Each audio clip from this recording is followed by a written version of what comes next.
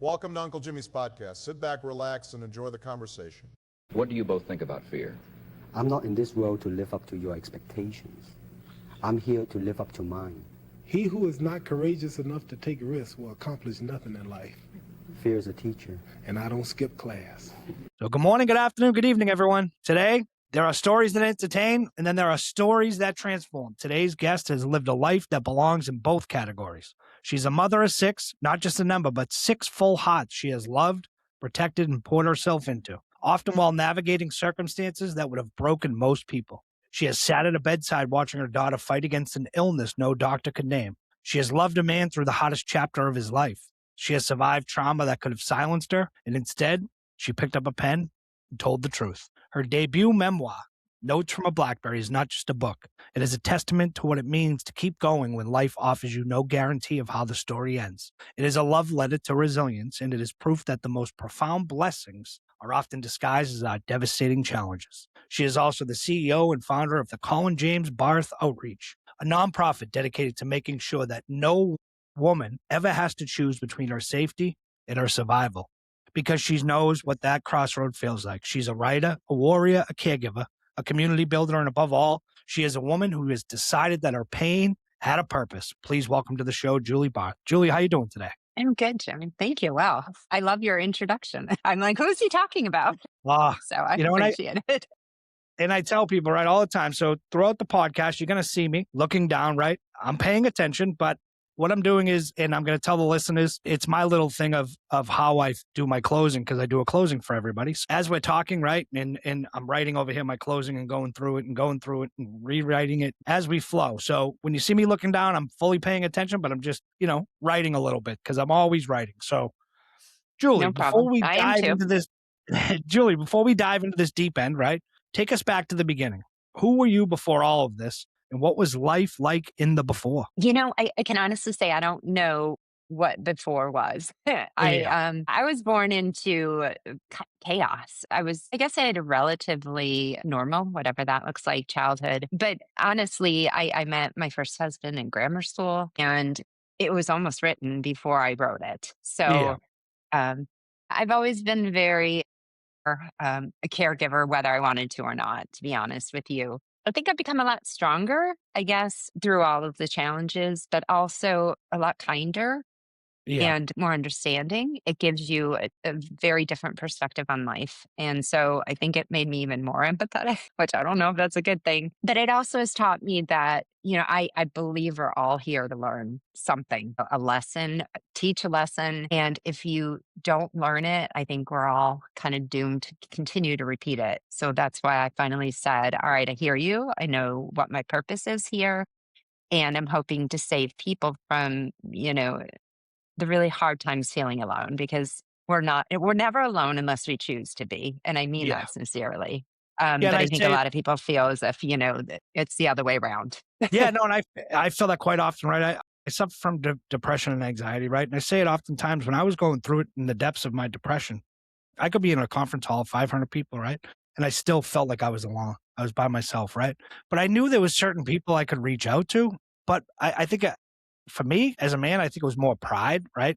You're too prideful to reach out to somebody. You're too, you don't want to burden anybody, right? I say this from the bottom of my heart. I had people that I could trust, that I could talk to, and I didn't. And the problem with me was, and now I talk about it openly, is that it's okay not to be okay. People, you can reach out to a friend, a loved one, a coworker, and it's okay to talk about it, right? One of the biggest things I did was I put my pride first. I don't want to tell anybody my business, right?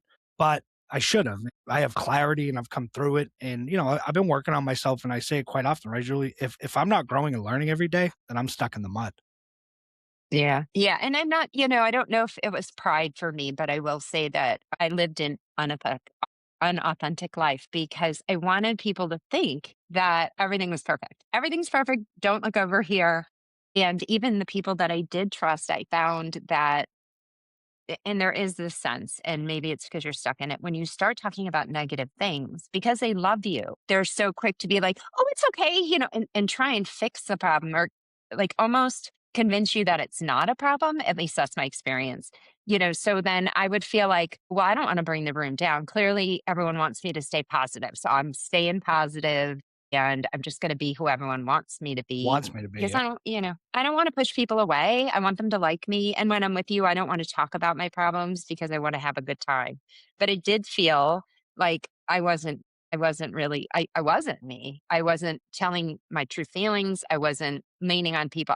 I wasn't forming communication or any kind of relationships with people because I was so quick to worry about them leaving that it was much better to keep them at arm's length. Yeah, similar to me, right? My big thing too was always, not pushing people away, right? But for me, it was holding on too tight, right? But also masking myself, right? Like being like a chameleon, right? And being able to adapt and change in an instant, right? If things aren't going well, okay, let me snap into the funny guy. Let me snap into this just to, keep them around, right? And I have an ex-girlfriend, right? And I look back and there's so many things where I'm like, shit, I should have just cut that string and kept going, right? But when you don't have clarity, you don't think of it, right? And I loved what you said.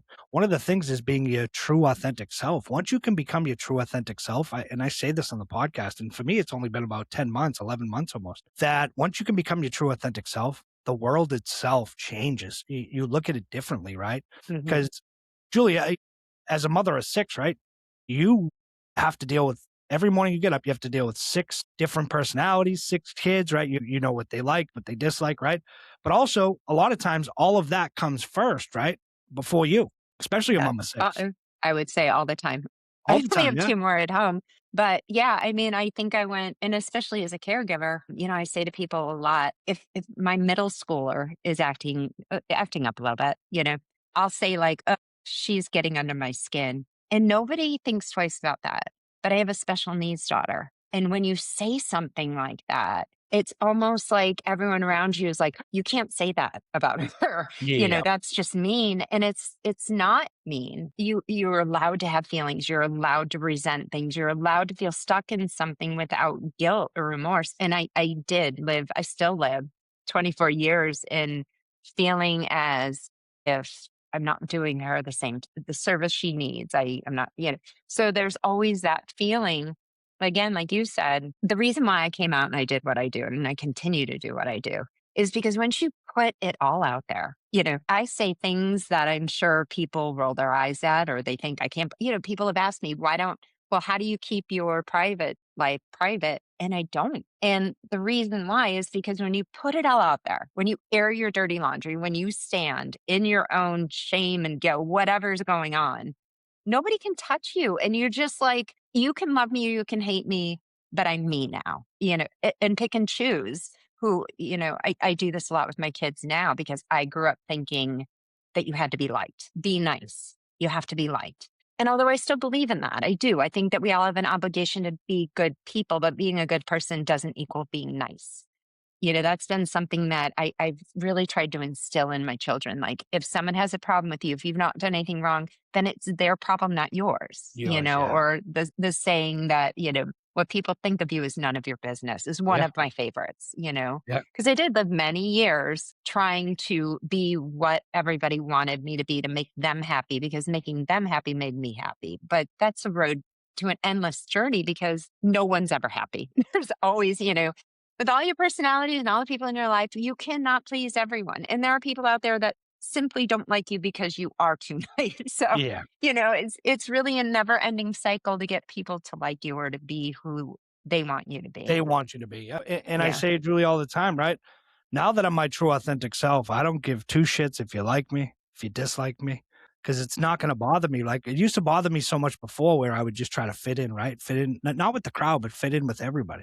Say we'd be out and a buddy of mine wouldn't have any cash, would run out of cash. Hey, here's a couple bucks. And I learned, right, that my whole life I poured from my cup into everybody's cup. And this isn't about people doing me wrong or anything like that. Not at all, but it's just life in general, right? Nobody ever put, very few poured back into my cup, right? So the new way I live, Julie, is that if you're not bringing energy and pouring into my cup in life, I don't want anything to do with you. And it's not personal. Yeah. It's just, No. if you're not giving me energy and sucking my energy or taking my water or not refilling it, I don't want anything to do with you, right? And I feel great because, look, I can be alone. It doesn't bother me, right? I can sit here with my thoughts and watch some TV and be good. I don't need somebody next to me that I have to beg and plead for to stay, that I love. and again, change and not be my true authentic self. Because once you have that true authenticity, it's powerful. And people, I say it all the time. We're here for a short time in life, right? There's no reason to be anybody else, right? There's that famous saying, like, just be yourself, everybody else is taken, right? And if people just live that way, right, I think the world would be a better place instead of trying to live up to your neighbors, live up to the people up the block, live up to your sister or brother or your mom and dad, what they feel about you. And it's tough. But that brings me to the next question, right? And I have this because I grew up in a family of six. I had six siblings, including myself. So there was six, right? So, and then my cousin lived with us. So there was seven. So you're a mother of six. For those of us who can barely keep track of one or two, right? What does the household feel like on a normal day? And has there ever really been a normal day? I don't think it's really being a mother of six. Well, first of all, I do have the advantage of my oldest is going to be 30. My youngest is 13. So there were many years in between where, I had two at home. And I think our abnormal is normal. And it's almost as if when it is normal, it's not normal to me. It's not normal. I am fighting a little bit, now that many of my children have gone, it's just two children at home. Everyone's like, aren't you loving it? You have your free time. And I don't even know what to do with myself. Yeah. I spent so many years of fire drills, but I will say that, I'm able to focus on things now where for many years, I didn't make any conscious decisions. I just went. I just did. And when you do that, you end up making decisions, regretting them, moving on. And there's never any time to take stock in, like, what do I want? And that's a very odd question for me now. And you would think that I saved up all these things that I wanted to do all these years, but I didn't. I enjoyed every minute of what I've done. And I can honestly say that, especially with my children. I don't consider any, but normalcy, I think, went out the window when I lost my first husband, when I was dealing with my daughter with a rare genetic, all I ever wanted was a normal family. I grew up wishing for the white picket fence, traditional role as a wife, a husband who was supportive to me, and all children that, looked like everyone else and behaved like everyone else. And it seemed like every single turn, I would almost get there. And then something would happen where everything that I thought I wanted was gone in an instant. And it took me, many years and looking back in perspective to recognize that, I've had a full life. I mean, I've been very unfortunate, but I've also been very blessed. And without unfortunate, you can't feel your blessings. So, I don't know what normal looks like. Yeah. I guess normal for me is abnormal. And I've learned to accept and appreciate and be okay with that. I used to constantly try and convince people that my life was, I don't stand out. I'm normal. I'm fine. And now I'm like, no, I'm not normal. Yeah. My life is not, okay. But again, I don't know anyone who is. And the people that say they are, They're I lying. think are the ones that are hiding the most. Yeah. Like I said, I grew up. So my older sister's not with us. She would have been 45 this year. My brother's 44. My sister's 43. I'm going to be 42. Right. So at a point in time, we were all boom, boom, boom, boom in the house, the four of us. And my younger siblings, maybe 36, 35, 32, 33. I don't know, right around that age. But I remember at the house, the four of us, it was constant chaos, right? So I was asking that question because I wanted to get a take on, if someone's like, yeah, everything was normal, right? Everything was okay and everything was great, right? Because I remember days, right? And this is a big shout out to the moms out there, right? And I was very lucky. I had the greatest mom in the world, right? And the sacrifices my mom and my dad made, right, for my siblings and I, right, was powerful, right? And I learned from my mom and dad what true unconditional love, is.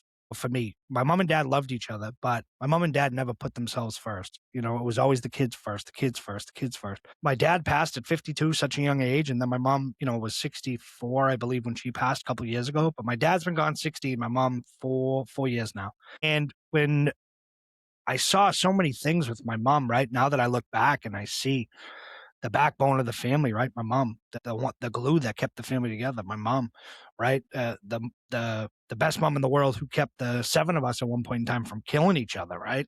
Because it gets hectic and chaotic, right? But for all the moms out there, right? I appreciate everything that you do.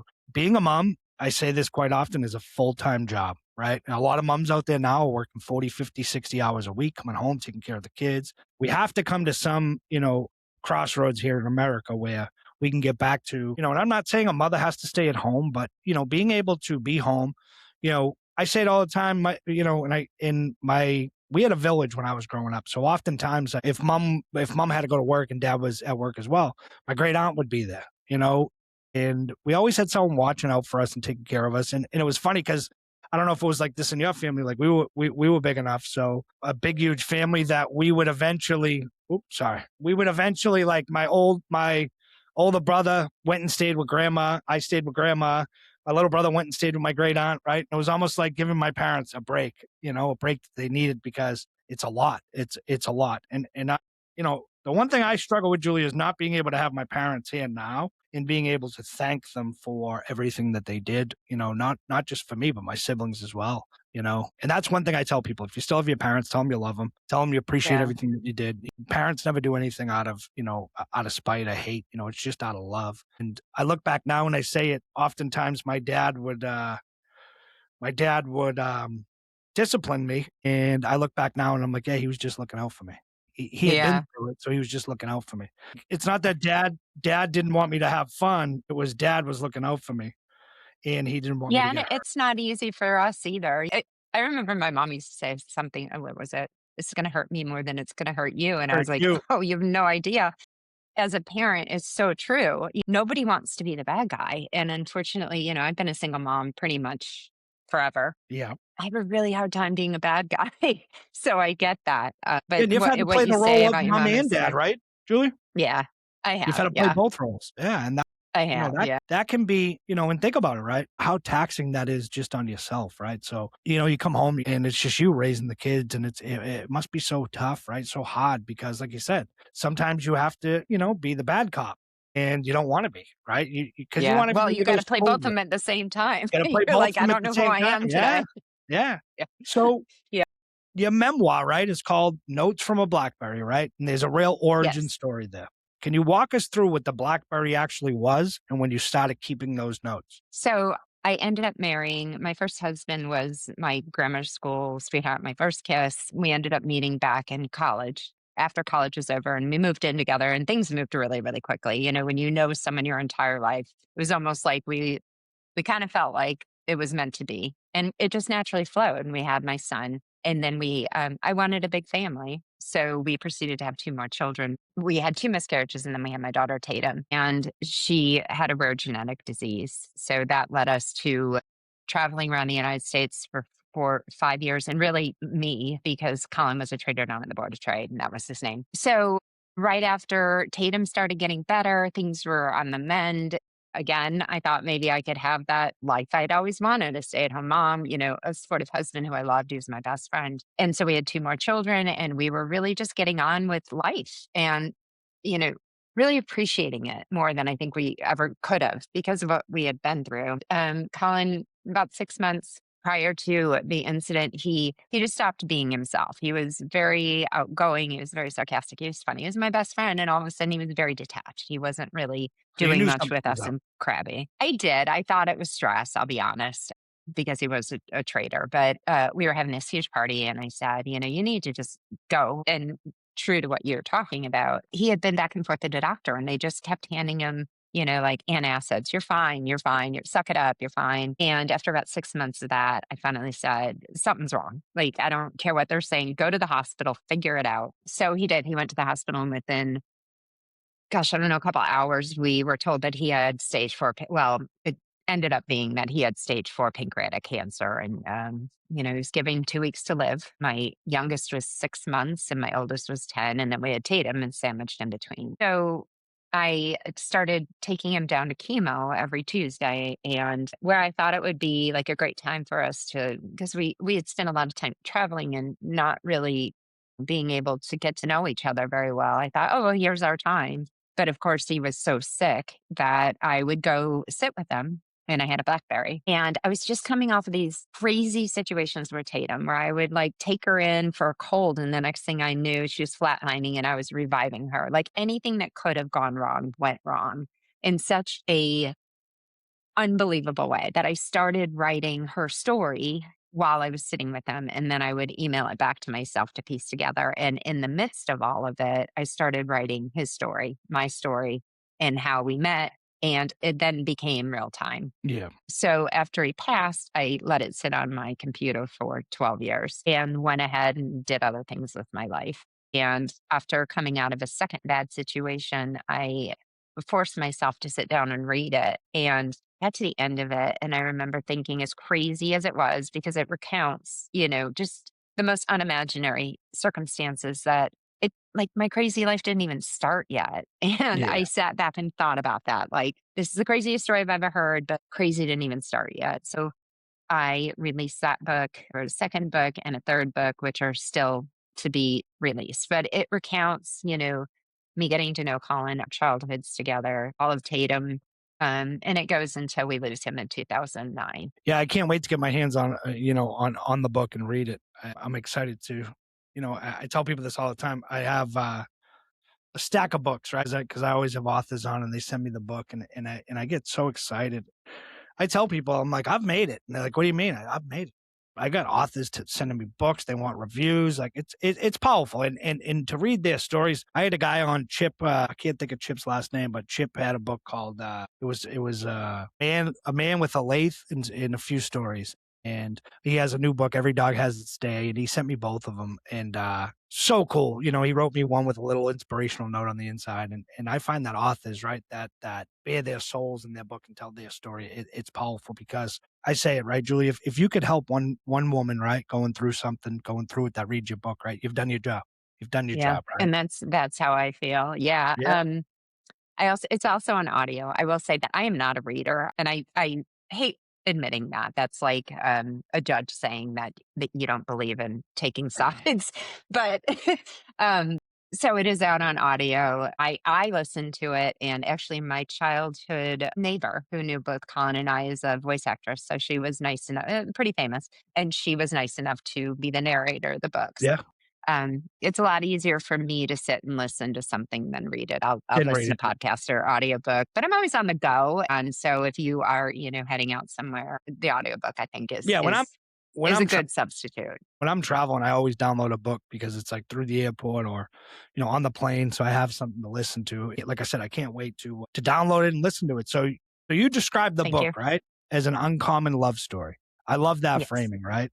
Can you explain what love looked like inside all of that pain? I think love, I know what unconditional love is, but unconditional love is something that is very, I think, simple and easy times. I think love is understanding that you're only with somebody for however long they're here. And I think that, some people will read my book and think, gosh, what a tragedy. Yeah. Because it is. It's a tragic story. The reason why I think it's an uncommon love story is because no matter what happened in the end, I'm so incredibly blessed. I think people can live an entire life never having that kind of connection with someone. Yeah. And yes, I miss him every day. And yes, it was a very sad ending. But what I find in it is that I don't know two people who fought harder under all circumstances to support one another, because it wasn't just about support. To me, love is about being on someone's side when you really need them to be. And it's okay to play devil's advocate. I'm not saying not bring out the best in the person you love, but just to have that one emergency contact, whether it ends the way you want it to or not. Again, I feel very blessed to have known him, to have learned so many lessons from him. So From him, yeah. Yeah. yeah, Well, he that was a reminds me, like, fighter. He wasn't that going remind anywhere. your story, it reminds me of my mom and dad, almost same thing, where they just truly loved each other. And my hardest part is just knowing, because my dad had a big job with the union and all that, and they didn't get to spend much time together, mom and dad, right? We used to go to the Cape for 2 weeks during the summer, but people would always come through, and dad was always on the phone. But the love they had for each other, and I'll never forget when my father got sent home at hospice. My father had stage 4 lung cancer, and he was dying, and he had a week to live. And from death to diagnosis was probably 7 months. And I remember my father telling me the day before he died that he was going back to work on Monday, and he died on Friday. He was going back to work, right? He was just positive and upbeat. He didn't want his kids to worry. But my mom, right? My dad's getting sent home, and there was so many calls and texts to my mom about people wanting to come and see my dad before he left. And my mother struggled with a decision of, do I share your father in his last moments with others, right? Or do we keep him to ourselves? And I had said to my mom, like, we got to keep him to ourselves. Like, we've given enough. He's given enough. And my mom was like, you know what? I can't do that though. So she let people come. And when my father passed, there was probably 40 or 50 people in the house surrounding his bed. And it was, to me, I look back, I was 26, but I look back and I'm like, I don't know. But I know where my mom was coming from. But for my dad wasn't a guy that was vain at all. But, to see my dad wasn't a weak guy. So to see him at the end in his weakest moments wasn't really something, now that I look back on that, I was like, because I had never seen my dad, weak. I saw my dad cry once when my best friend died from 21 from a drug overdose. I had never seen him, weak. My father was always strong, right? So to see him in the end, and others see him as well. And when I say this, Julie, I mean it from the bottom of my heart. These were my father's closest friends and coworkers, right? These weren't just like guys that knew my dad. These were people that loved my dad, and I appreciated them being there and seeing them. But just out of the vantage point for me of like my dad never being or showing weakness, right? And then in his last moments, he's showing weakness, and people are seeing it. Now I look back, and it's sort of tough on me, but I understand where my mom was coming from. What I was getting at with that was my mom still, in the end, my father's dying, is still sharing my father with others, right? Yeah. And that was, for me, like, that's unconditional love. I know my mother probably just wanted to hug and hold him till he took his last breath, right? But she's like, no, people need to see him. People want to see him. Let them come, right? At one point in time, Julie, we had people waiting outside, like 3 or 4 people to go in and talk to my dad because people wanted personal time. I had to tell them, look, that's really a rare thing though, and that touches my heart. My problem with Colin was that he didn't want to see anyone. Anybody, yeah. He was in disillusion that if he just like hunkered down, shut everything out, and focused, that he would get back to life at some point. Yeah. People wanted to come visit and he wouldn't let them. He wouldn't let And the kids wanted to be with him, but he sat in his room day and night and Yeah. really just was like waiting, Yeah. waiting to rejoin life. And I look back at those 7 months, and you have to honor what somebody wants at the Yeah. end, regardless of what you want. You And want, I think there will always be that space that will feel, should I have? That is, I think, the crux of survivor guilt, because you can second guess every decision that you made for them, every decision that you made with them. You really have to be the guiding force, even when you don't want to be, because you yourself don't want to see them go. No. So I No. admire your mother for letting people in. And I give your dad so much credit for allowing people to see that side of him. And I think he probably changed so many lives in allowing that kind of support and love into his life. So Yeah. Yeah. and I'm with you, because those final moments were the most intimate and life affirming moments that I ever have in my life. Yeah. Yeah. It was just me and 3 others. And I did feel like, and I hate saying this, but I'm going to say it, I hated feeling like they were imposing on my time. Yeah, exactly. Which, Yeah. looking back on it, is like, how could you feel that way? But I just realistically knew I was never going to see him again. Again. And I wanted to make wherever he was going to be the best send off ever. Yeah. Yeah. The So you reality just have sets to in, honor, right? The reality sets in that your time is limited, right? this is And it. Yeah, this is it, the right? end. You just want to hug Yeah. them and hold them, right? And I remember, like, with cancer, they start giving you, the morphine because they're hurting, and I was like, no, no. And my mother's like, well, why not? And I'm like, because he's gonna go then. Like, just keep him. Just keep, like, I want him to stay, like, but selfishly, we want them to be here, right? And Yeah. Julia, I'll tell you another quick story of my mom, right? My cousin that lived with us till she was 18 and then left, she gets diagnosed with end-stage liver disease at 40 years old, and she hadn't been at our house in 22 years. My mother takes her back in for the last 6 weeks of her life, takes care of her, changes her. My mother was far from a saint, but the closest thing to a saint that I knew, right?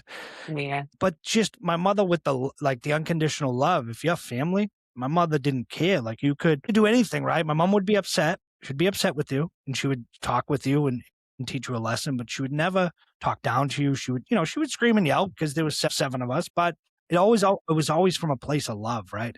And to see my mom do that with my dad and then with my older sister, right?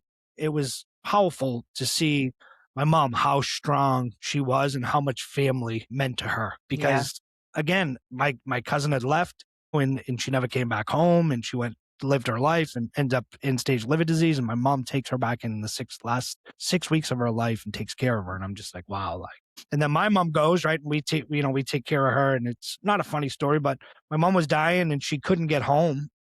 Because her lungs were filling up and she was sick. So we had to wait for an ambulance with a high oxygen to come. And my mother had a police escort from downtown Boston to home because they didn't think she was going to make it. And they made it in about 12 minutes from downtown Boston to Dorchester, where I live, in a police escort. And I'll never forget this. This is something that sticks to in my head. One of my dad's friends was there, and he's like, wow, your mother's more powerful than your father was, because she had the police escort. I see the cop get out of the car, and he comes over and he gives me a hug, and he's crying. And he goes, look, I don't know who this lady is, but she's, pretty powerful. And this is like an honor to be able to do this. And I was just like, I didn't know anything about the cops were coming. The cops were escort. I didn't know anything like that until my brother was like, oh yeah, we had to call this guy and this guy. And, because we know everybody in the city, and it was just like, wow. So mom got home, and then same thing, right? Mom passes in the same exact spot that my dad does, surrounded by family, family and friends. And it was touching, but it's also one of those things, like you said, my thing was like, that you just said it, now that my wheels are turning, it's like, yeah, that was my time with her, not everybody's time, right? But mom wouldn't want me to be that way. Mom would want me to share her and my dad with the world, right? So you described, was there a moment where you almost didn't write the book, where it felt like too much to put on the page? I didn't write the book to be released. I wrote the book, one is because when I would go down to chemo with him, all of the stuff that I was dealing with Tatum, she had a rare genetic disease, but a lot of it was medical malpractice that was lied about. Okay. And so I was very resentful, and I had traveled, I am I say this. I am sure if you asked anyone else who knows me, I feel like I am a very, and I'm actually laughing that I'm saying this. I feel like I'm a very soft-spoken person.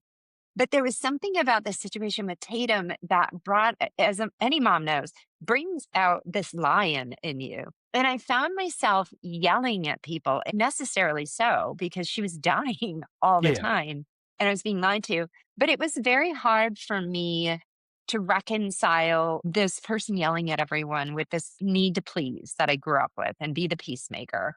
And I really had to question, like, who am I and what is happening here? So when I would take Colin down to chemo, nurses would come over, because they come over, I think you know this, and they like try and make small talk and make you feel better. And I instantly would just go into, well, my daughter. And it was like a different person took over. And I sat there and I thought, this is not helping. I need to work through the feelings that I'm dealing with Tatum. So don't keep throwing up my situation on them. And so I started there. And then I think somewhere in the back of my head, I knew realistically he wasn't going to make it. They gave him 2 weeks. He lived 16 months. They were a great ride. But, I knew in the back of my head that my children would never get to know him. So the book was really written out of me trying to process Tatum and me trying to remember things, and also to give my children something when they got older to remind them of who we were, to remind me too.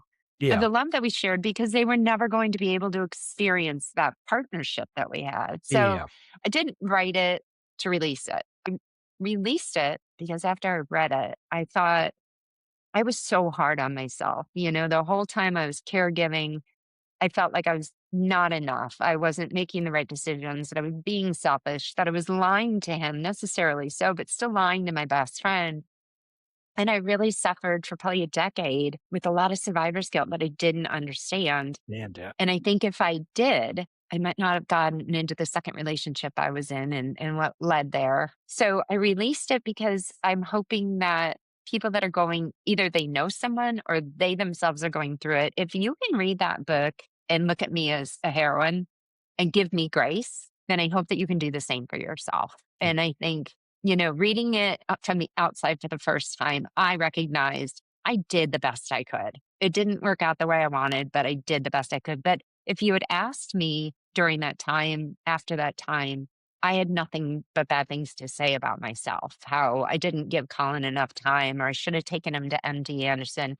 When someone believes in you and thinks that you can save them, you start believing it yourself. And so that's really why I released the book. That was never my intention. But I will say, when I thought maybe it could do someone else good, and then the follow-up book, which I Yeah. hope will help other people too, I was willing to share my story with more than just my children. And Julie, one of my biggest things, right, was when my dad got sick and my dad was laying on his deathbed, and I was so mad at my father, right, because we're in Boston. We have the best hospitals, right? And he was at this local hospital up the street, Catholic hospital. And I was so mad.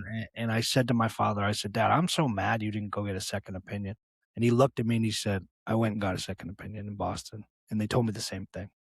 I thought it was easier to go up the street than into Boston every day. And I carried that for a good couple months, right? Of just being so mad, saying, why don't he just go get a second opinion? Why don't he just go get a second opinion? And he was like, I did. I got a second, third, and fourth opinion. Everything. And he everyone didn't want to was the same. burden you with it. Yeah, and like I said, the day before he died, my dad was telling me he's going back to work, right? And, fast forward a couple of years later, my dad's brother gets sick with lung cancer. They had to remove his top right lobe. And I was there for his chemo, radiation, taking him to treatments, right? And I have never seen someone, my uncle who lives upstairs, I live in his house. He's one of the strongest guys I know. He survived. And it was one of the most powerful things going to chemo with him, and not just seeing him fighting, right, but all those others in the room fighting. And the hardest thing for me, Julie, was going there and seeing people by themselves, Yeah. getting the chemo done. I would, like, my uncle would sometimes fall asleep, so I would go over and just like, hey, how's your day going? Talk to them, right? Because I feel so bad. It's like, this person's going through the fucking fight, excuse my language, the fight of their life, right? And they don't have anybody, right? It's Yeah, tough. well, they do, but you don't know the backstory Exactly. behind, Yeah. the support because I'll be honest, somebody might have someone sitting right in front of them, and that doesn't mean it's being supportive. Exactly. Yeah. Yeah, and I there is a lot of, I'd call it the chemo world because it's like being at 9/11. You don't know what chemo and all it does entails until you're in it. And if someone had come to me and said, "You're going to have to watch Colin throw up," I would never have believed them. I would have Yeah. been like, "It's not that. It can't be that bad." It can't be that bad. Yeah. The torture that I saw him go through, and that was another reason I wrote the book because Colin, you would never know it. If you had talked to him, everyone said, "Oh my God, he looks amazing. He looks so good." And I used to get mad because, they didn't see it, much like what you're talking about with your dad and going to get second opinions. They didn't see that if we had an event, Colin would go to the tan spa so that he wasn't too white. He would get dressed up. He would put on his best act for everyone so he didn't burden anyone. But then he would Anybody. go at home and he'd go back up to his room and he'd fall apart and we wouldn't see him for weeks. So, when you start talking about feeling a little resentment that it was supposed to be your time, Yeah. I don't do it anymore. But there Yeah. was a huge part of me that when people would say, "He looks so good," I wanted to snap back and be like, "You have no idea No idea. how Exactly. hard he is." But I also didn't want to sell him out because it was Yeah. very important to him that people think he was winning this war. We knew he wasn't, but it was very important to him that people thought he was. Yeah. Yeah. And for anyone, right, I had learned this, right, Julian, when my uncle was going through chemo, how it's tailor made, right? They go in, they weigh you, they see how much you weigh, and then they go and make it, right? I didn't know all that. And I then just thought it was- they yeah, do.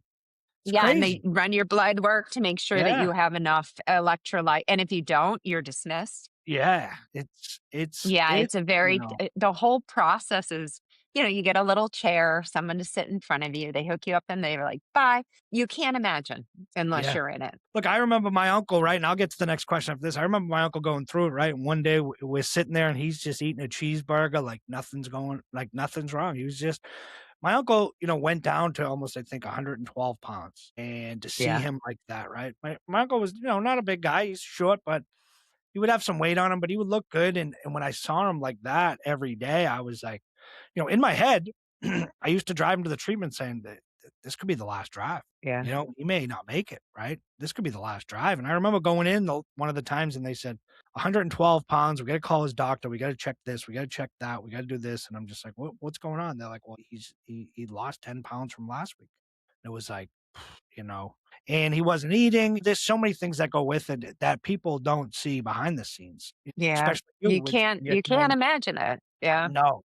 So Julie, you identify as a trauma survivor, right? For listeners who might be in the middle of their own hard chapter right now, what do you wish someone had told you when you were there? I wish that people would have said, I care what you have to think. I want to hear how you are doing. Yeah. You are still a person, because I, for many years, felt like an extension of Tatum. I always said I was a character in someone else's story for 2 decades. And I don't resent it, but I wish that I had remembered that I'm still a human, you know? I still have a voice. It's okay to be upset.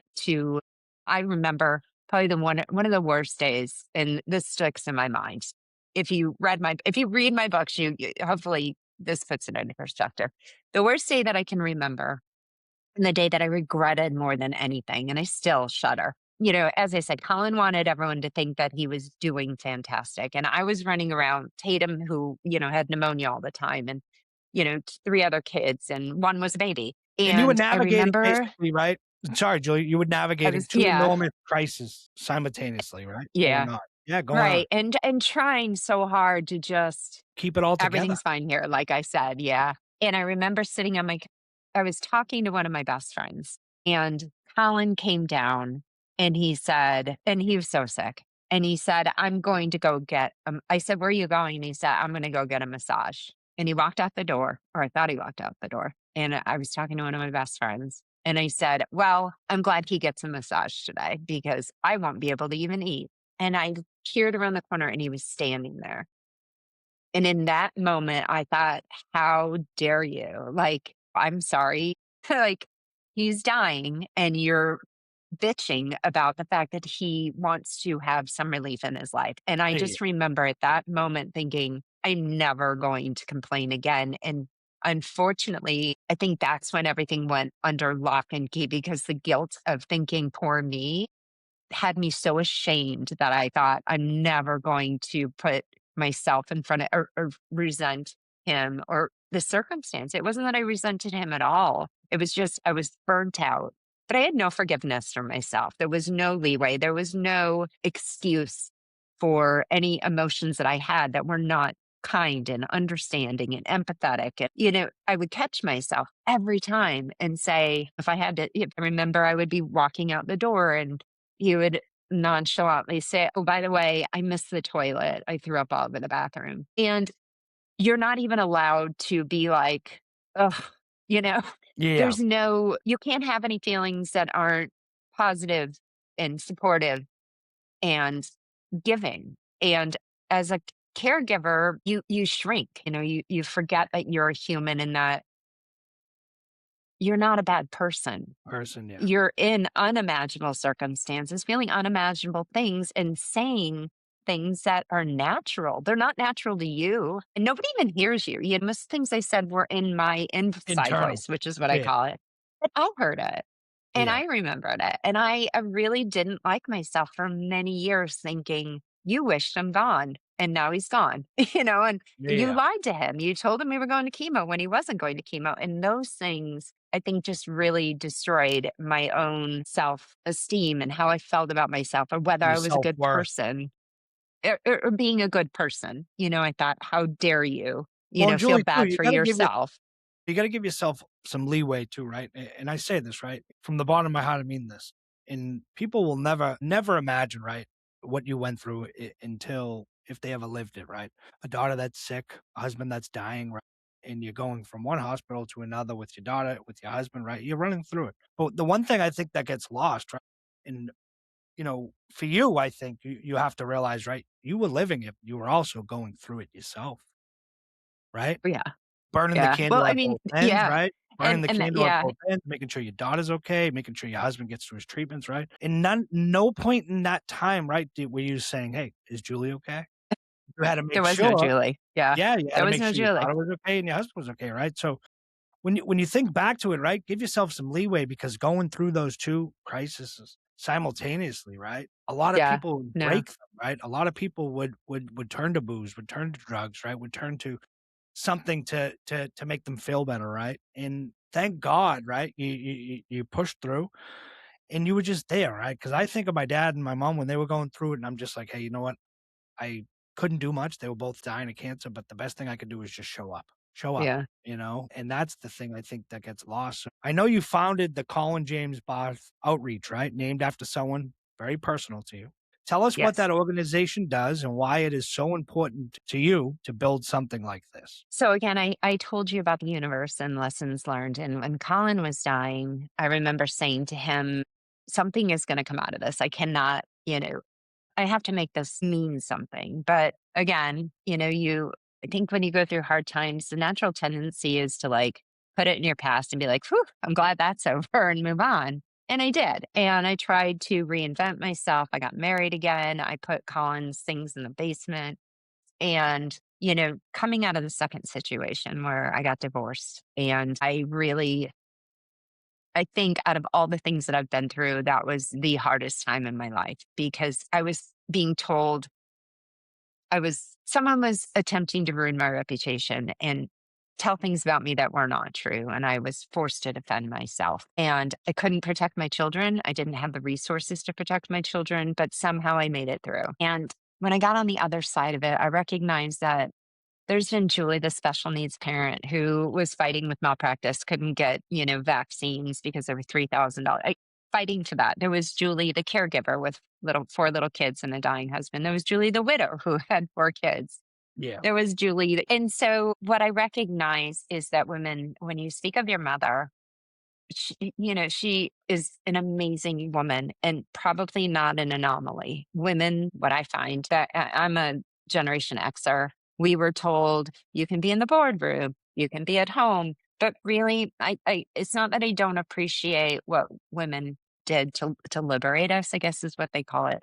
But what was missing coming in as a Generation Xer is that now you are not allowed to just be a mom. To be a mom was shameful. Like, oh, you just want to be a mom. So we started spreading ourselves thin. And so now we're working full time, but we're also being moms full time. And when something breaks, there's no safety in it. Sorry. So when I came out of all these situations, the first thing you do is you go to the government and you're like, I need help. Oh, do you have savings? Well, yeah. Okay. When your savings are gone, come back to us. Come back. And come back. Yeah. When you've lost everything, we might be here for you. And I remember the day when I couldn't defend my kids. I didn't have money. My house was, in peril. And I remember the day looking at my finances and thinking, oh my gosh, I am eligible for these programs. And then I went, I'm poor. I am poverty. It was the yay and the oh. Yeah. So our organization, when I started it, it really was catered to women-led households who find themselves head of household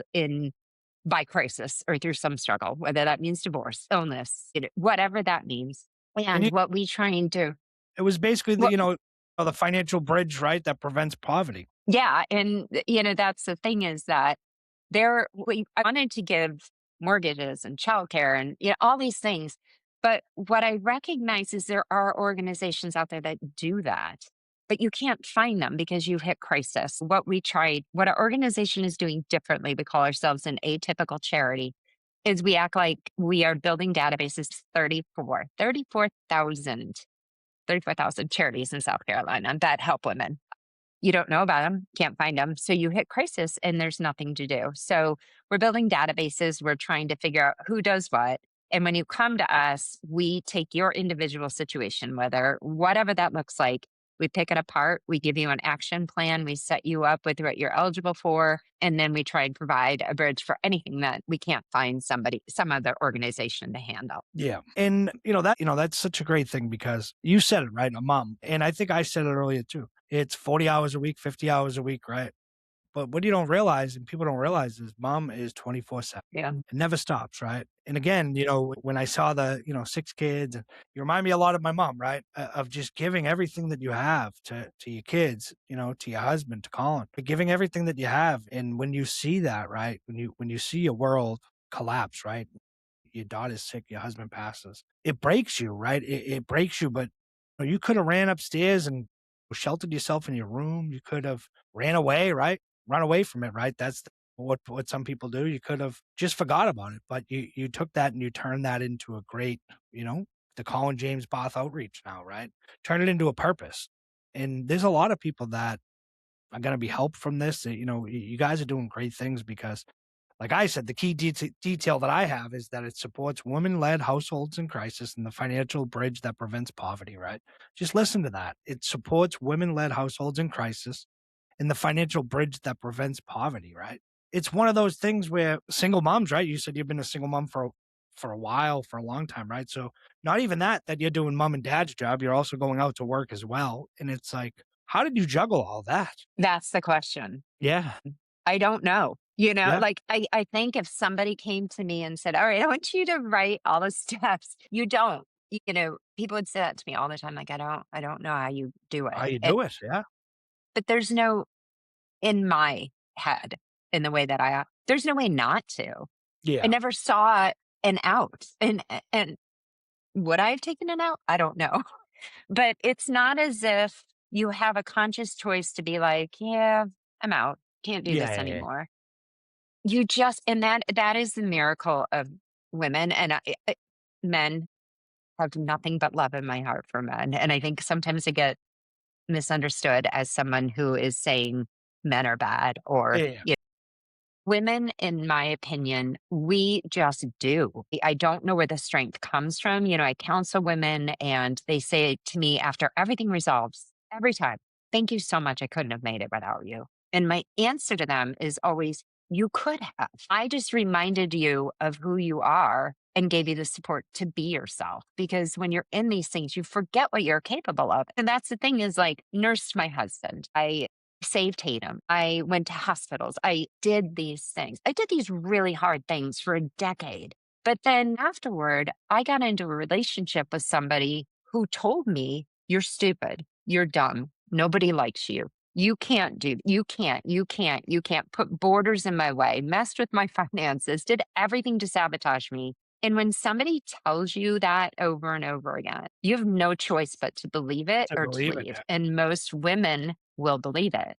And the women that I see that come to me have either been so beaten down by the system and finances or by some abusive partner who has told them who they are. And so, yeah, when you said like, just help one person, I can't tell you, there are days when I'm like, this charity thinks I'm done. I'm out of here. Let people do it themselves. But I will say it just takes one person saying to me, I support you, or saying you're doing a great thing, or you helped me, or you helped my mom, or whatever that looks like. That makes it all, that's why I'm doing this. Makes it worth it. Yeah. And I think a lot of people, struggle with, you went from the love of your life, right? The man you had planned to spend the rest of your life with, right? He passes, and then you have the boyfriend who you take up with, and he, basically throws you into financial chaos in the house, chaos with your life, right? Tells you all those things he calls you, right? So you went from the most kind, caring, loving partner, right, to the devil almost, and My worst nightmare. Yeah. your worst nightmare, right? And you're probably thinking to yourself, like, what did I get myself into here, right? And it's tough because I want the listeners to know, right, that if you're in a relationship like that, I know it's easy enough to say you can walk out the door, right? But there are places where you can reach out to, get help, because if you stay one more day longer, right, that could be the last day.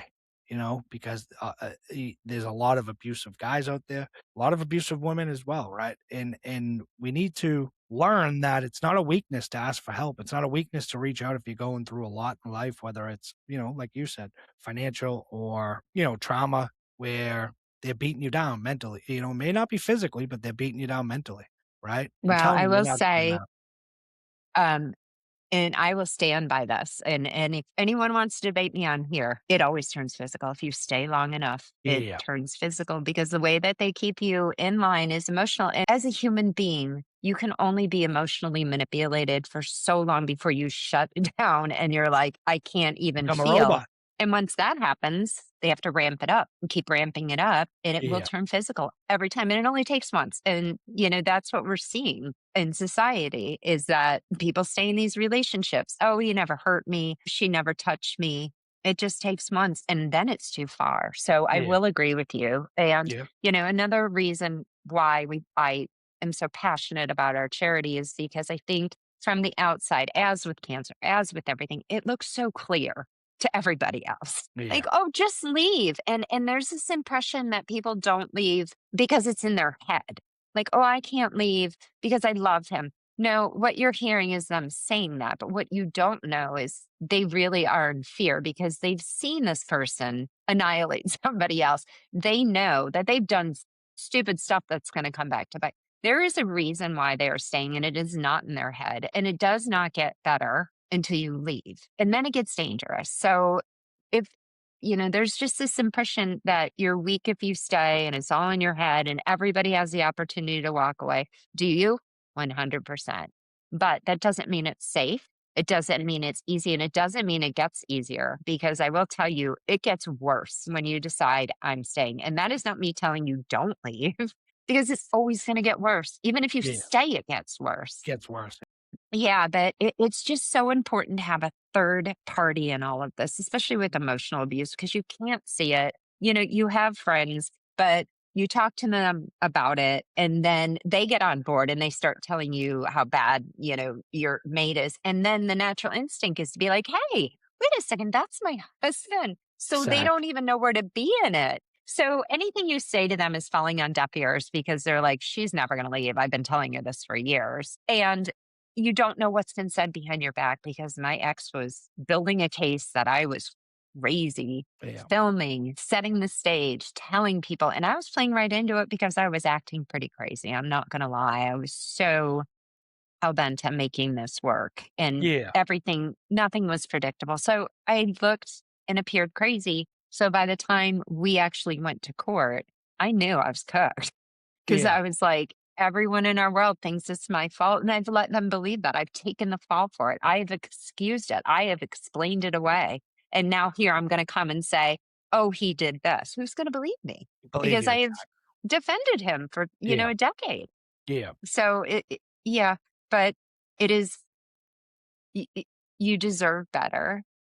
If you take the right and smart steps, you can save yourself. If you stay, it'll end badly. Yeah. Every time. Every time, yeah. So there's a stigma, right, around women asking for help, right? Especially mothers who feel like they're supposed to have everything under control. How do you talk to women about letting that go? That's a hard conversation to have. And it's something I'm still learning. I grew up with an Irish Catholic mother, and Yeah.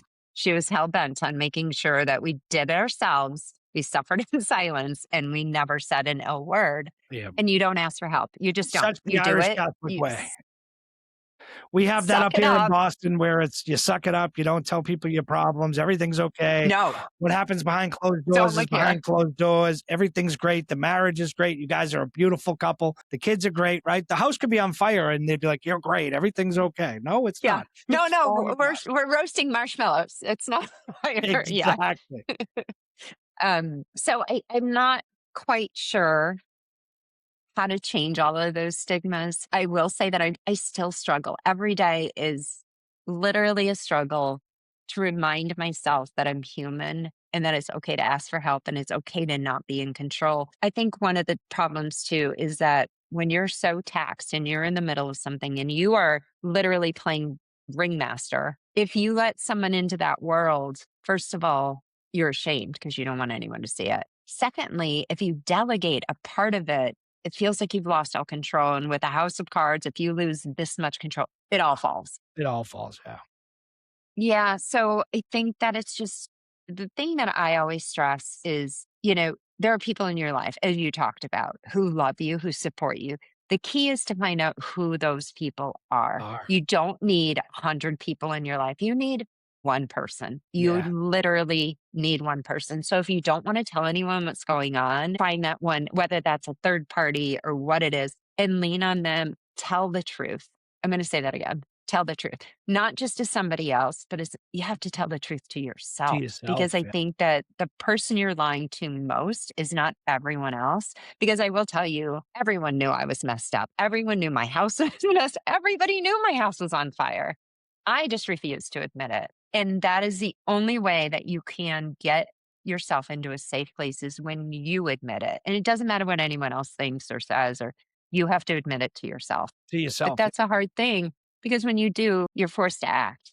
So you lie to yourself because then you can stay in what you're in and it seems manageable. Yeah, and I say So it all the just be time. honest with yourself. I say it all the time, Julie, right? You have the option, right? When you finally get truthful and honest with yourself, I say it, right? You can either you can be either in the shit, smell like shit, right? Roll in the shit, play with the shit, or you can get out of the shit. And the option's up to you, right? And for me, I'm 41. It took me 41 years to get out of the shit, right? I played in it, smelled like it, rolled in it for 41 years until I finally had this breakthrough, this powerful transformation of, I had a girlfriend at the time, and she had some kids and older kids, and I was loving it. I was in a relationship, and she ended up leaving me. And I say it all the time. I'm grateful. It was the worst thing that ever happened to me, her leaving me, but it was the best thing that ever happened because it put me on a trajectory to look myself in the mirror at that point in time, see who I am and what I'm becoming, right? See my faults in the relationship and not point fingers at anybody else, but look at my shit for once. Look at my truths for once. Not what she did, but what I did in the relationship or what I didn't do, lack of in the relationship, right? But also Yeah. looking, my anxiety and depression, oftentimes, how I dealt with it was I would go to work, right? And my professional life would be great. And then I would come home and it was just a house of cards, right? I could either blow up, I could be given hugs, I could either go to the couch. One of my biggest things was I used to sleep. I used to, go to my ex-girlfriend's house. I'd be like, oh, what are we gonna have for dinner? And come in, right? And she's a single mom. Come in, she would be doing the dishes, cooking and all that. I wouldn't come in and help and do any of that, right? And I look back now and I'm saying, what the fuck is wrong with me? Right. Even though I'm tired coming in from work, right? Come in, do the dishes while she's cooking, or help her out, cook, right? Give a helping hand. To me, it was just, okay, I'm going to lay on the couch, fall asleep till it's dinner time. And, the way I would talk, the way, so my depression was, I didn't know how to talk to people, you know, and I would lash out. And when I was able to look myself in that mirror and finally realize, hey, I'm the problem 95% of the time. Right. So I need to either change or keep on the path that I'm on, and it's not going to get me anywhere. So I chose a different path. And now looking at life and the world and everybody from a different lens, it's like, it's powerful because I've also learned that me growing up, I grew up in the city of Boston, seven of us in the house, mom and dad made it 9. But I always thought everybody I grew up with had the same opportunities and came from the same middle class family that we had, right? We had a summer house that grandma and grandpa owned on the Cape. I went to private school my whole education. I took a boat to school for 3 years and went to a private school. I went to Catholic high school, and I look back and I say, wow, how privileged I was, right? Because mom and dad busted their ass and gave it to Sacrifice. me, right? Yeah. Yeah, sacrifice, right? But I didn't know that for 41 years, Julie. I was just like, everybody grew up like that until I had this awakening where it was like, shit, the kid down the street didn't have the same opportunities as me because they were, lower middle class, right? He didn't get the summer house. He didn't get the summer vacations. He didn't get any of that, right? He didn't get he went to public school instead of Catholic, right? My parents sent me to Catholic school because they believed in, that's where you get your education, not public school. And it was just to be able to see it now that I grew up privileged, right? And I don't mean privileged like, my nose in the air, but privileged enough that I had a lot more opportunities and choices than than the kids in the neighborhood did, because of mom and dad, and that's one of the big things that I was able to process and come through when I finally had some clarity in my life where it was like, hey, I'm the problem, nobody else is. And I Well, was I was glad finally, Julie, that I could take accountability because I never yeah. took accountability. It was always everyone else's problem. And my problem was accountability, communication, and the last one is receiving. I couldn't receive. If I was having a conversation, I would take it and it would go in one ear and out the other. And because of the job that I do, right, I'm always on the phone, emailing, right? If I'm sitting here and I'm watching a TV program and say my ex-girlfriend was talking to me, she would be like, hey, I'm talking to you. And I could sit there and regurgitate everything she just said back to her and say, no, I was listening, right? Was I listening? No. But it was just something Yeah. I You trained heard. myself to do, right? Now, if I'm watching something and I'm at my friend's place and we're talking, I look over and I sit and I move my body and we talk, right? Before I would just be like, oh, I'm watching TV and then yep, okay, having a conversation. But now one of the biggest things for me is being present in the moment. What's happened in the past is gone. I can't change that, but I can change my trajectory and my path going forward, right? And that's the best thing. If I'm learning and growing every day, I can only become a better man than I was yesterday. And that's my goal in life. Yeah. I hear you on that. And actually, I have a funny story about that is I'm like you. I will sit and listen to you and nod my head. Yeah. And in the back of my head, I'm going, Yeah. And so I went and saw this counselor for, good majority of a lot of this. I mean, I remember when I was finally feeling like I can stand on my own now. I'll see you in a year rather than, a month. I Yeah. remember saying to her, "You do know that I don't listen to anything you've said." She said to me, "I know, Julie," because I do that. I listen to what people say. And this is one of when you talk about accountability and learning to change, I think one of the hardest things is learning to change patterns in your Yeah. behavior that aren't working for you and making a conscious effort to do it. I will tell you that every day is a struggle for me to be like, Julie, they're trying to help you. They've been through something that you've not been through and they're giving you their experience. Stop making it harder on yourself. Listen to what they have to say. Take the parts that are relevant, but don't just dismiss them like, oh, whatever, you don't know what I'm going through, because that is always kind of my mantra. Like, you don't get it. Yeah. You can't possibly understand how I feel. You've never been in my shoes. And I think that comes from a lot of traumatic events in your life that, I remember when Tatum was a baby, I couldn't get her to eat. She would throw up 20 times a day. And it was so stressful because every time she threw up, she made her throat worse. So it was just this cycle. And I remember people would say to me, "Have you tried ice cream?" And I would be like, "Oh, no, thanks so much. Yeah, do kids like ice cream? I'll give that a As try. you Thank you so throat much." punch them, right? Like, But I Jesus. think that was like, I think I just shut down and I stopped accepting people's guidance. I think I stopped listening to them because I would get so frustrated. Like, you don't think that I thought of ice cream. Like, I am at my wits' end here. I am trying everything. And your answer to me signals that you think there's a simple way out of this devastating thing that I'm dealing with, and how you're approaching it with this nonchalant, "Oh, have you tried yogurt?" "No." "Oh my God, thank you." No, it's And new. I think, yeah, It's who something knew? new. No, I haven't But tried it. but I think when you're stuck in your own grief or your own thought system or your own thought pattern of you don't get it, it's so easy to shut things down and it doesn't help anything. And the other thing that really rang true, and who doesn't know this, right? Like, the only person's behavior you can change is your own. We all know it. We all know it, but we don't live it. I mean, even today, I will stop myself and be it is not your job to police the world. Worry about what's on your plate. Let them do their own thing. You're never going to change them. You're not going to change. When you talked about talking politics, that is a never ending this, Yeah. because I am never going to change your opinion. You aren't. Can we stop rehashing this? Because all we're doing is beating each other up over something that has nothing to do with us. To do with us. So, yeah, I think it's just learning what you will and won't accept, trusting that people have good intentions. And if they have something to tell you, at least give them the floor. Because for many years, I would be like, "Yeah, I don't want to hear. I will listen, nod, but you don't get it. And you Yeah. don't have the answer." That was my favorite thing. Mhm. And then Yep. Yep. being like, And then do my own thing. Yeah. then I they'd be mean, like, "You listening?" And I would literally be like, "Yeah, and I'd regurgitate it back. And people would be like, "Oh, you were listening." I wasn't listening. It was I was so trained, right? And that's the big thing you said, right? That stuck in my head is the patterns and behaviors, right? Once you start realizing that, when you have clarity, right? The patterns and behaviors of your past that you used, right? Whether it was for survival, right? Or for work or friendships, right? I looked at that and I was like, that old patterns and behaviors are never coming back. They may have yes. served me well at my job, I love that you said that. you know, it That may have that is served me my well at my biggest job, mantra. Yeah. but never again. That's not coming back, because that person that I was, I would throw punch that guy if he was right in front of me right now. Like, I do never want to go back to that person, nor do I ever want to go back to that mindset, right? Because my mindset shift now has shifted to, hey, look, as I say, I'm 41.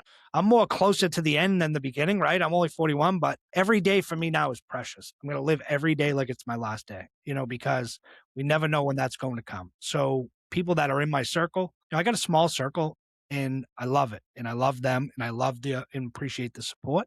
And I say it, if you want to be in my circle, you will make time, you will make an effort to be in my circle. And if you don't, I don't care anymore, because I can select now. Like before, I thought having 100 friends and people in my circle was great, right? Like you said, I loved what you said. All you need is that one friend. That's it. Yeah. True friend. Yeah. True Yeah. friend. Because they're hard to True friend. find. Yeah, they are.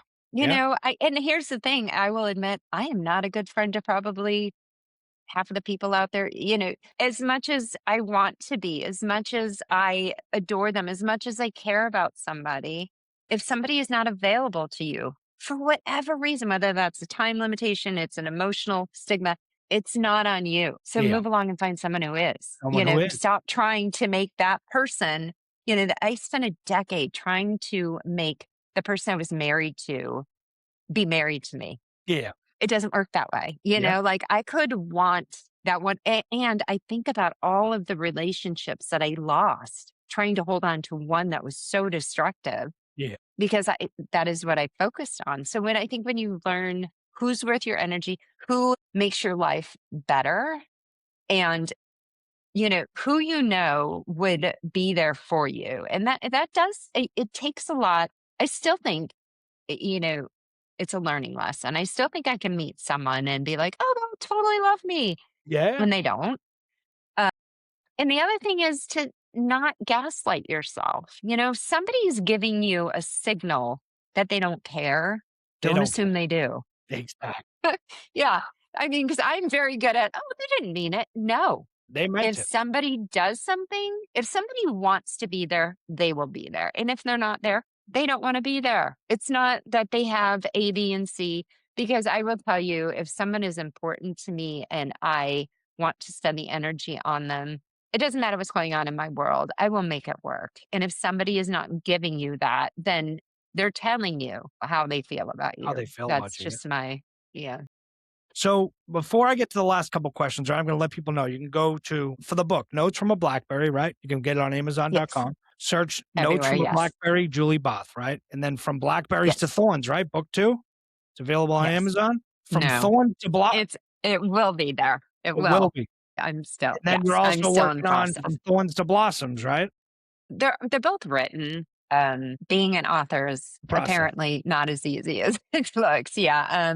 There's just a lot of logistics to it. So you can go to audiobook, right? Available on audible.com. You can follow Julie for updates, right? Her official website is www.juliebarthauthor.com.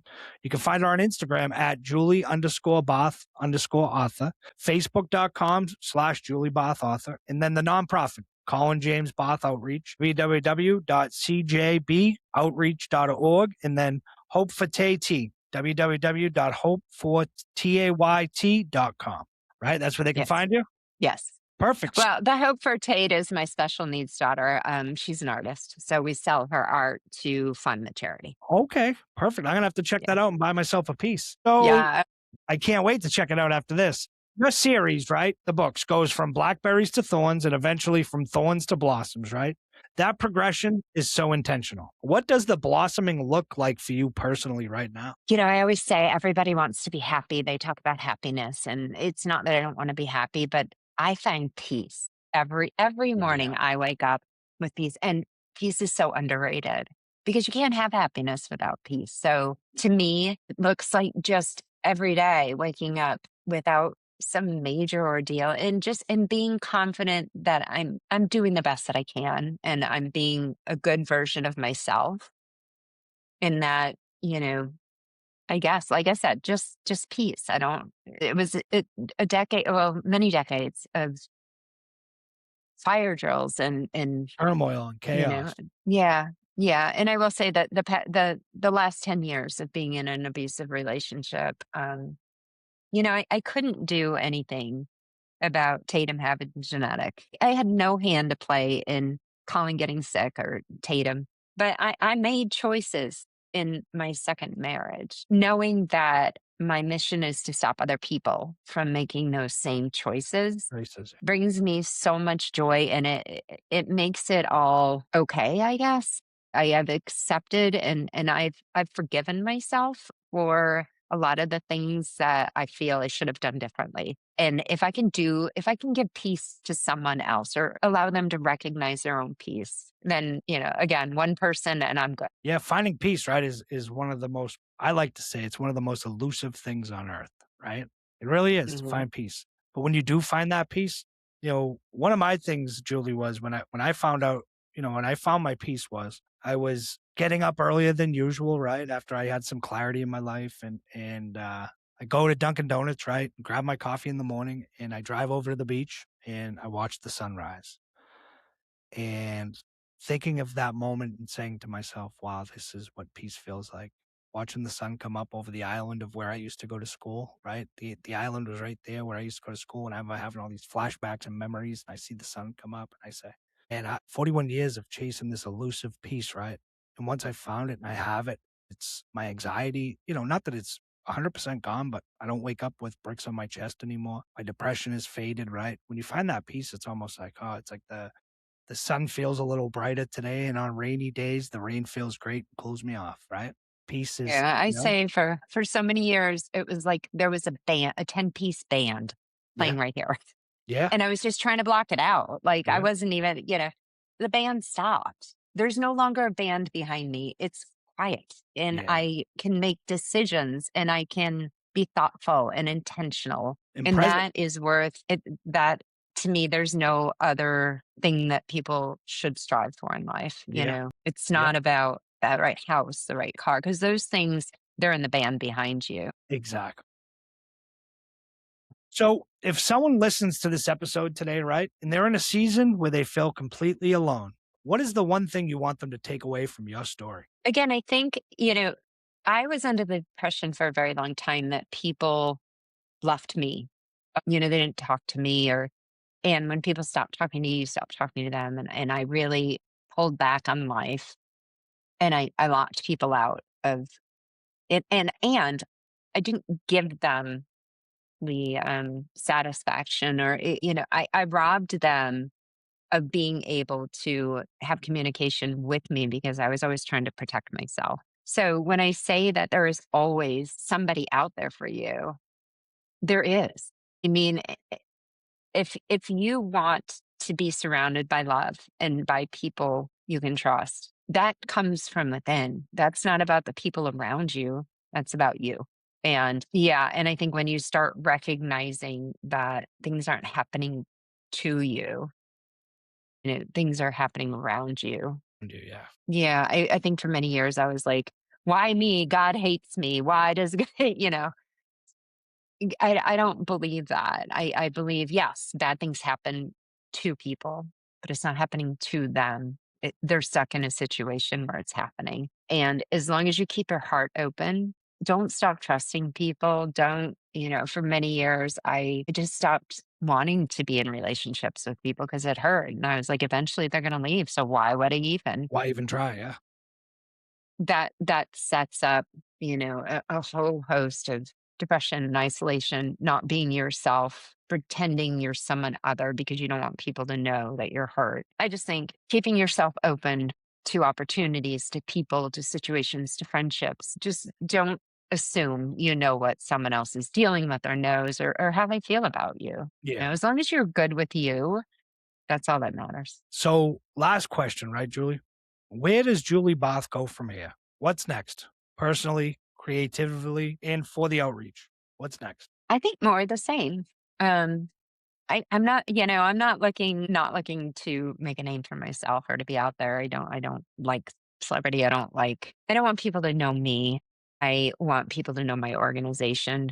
I hope Yeah. that it will, yeah, I hope that it will, because, when you talk about mothers, of course, we're talking about women here, but really what we're talking about is the people that women support and the families that they are in charge of and care about. So we're not really, I don't feel as if I'm just helping women. I'm helping families heal and I'm giving them resources to protect children. And, I didn't protect my own children for several years through an abusive relationship. And if I can save one child, one mother from that kind of the regret of the mom, the experience of the child, that is my future. I just keep plugging away at it every day.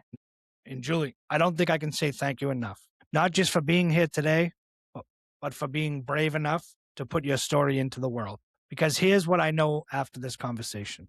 Your story is not just your story. It belongs to every person who has ever sat in a hospital waiting room, wondering if today would be the day their world fell apart.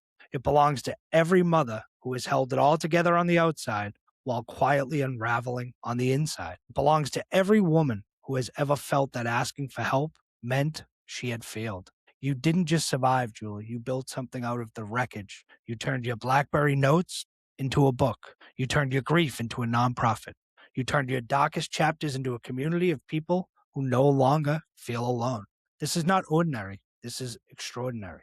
And to everyone listening right now, I want to leave you with this. Be a little kinder today than you think you need to be, because you have no idea what someone else is carrying. You have no idea who might be sitting across from you, holding it together with everything they've got, desperately hoping someone will simply just see them.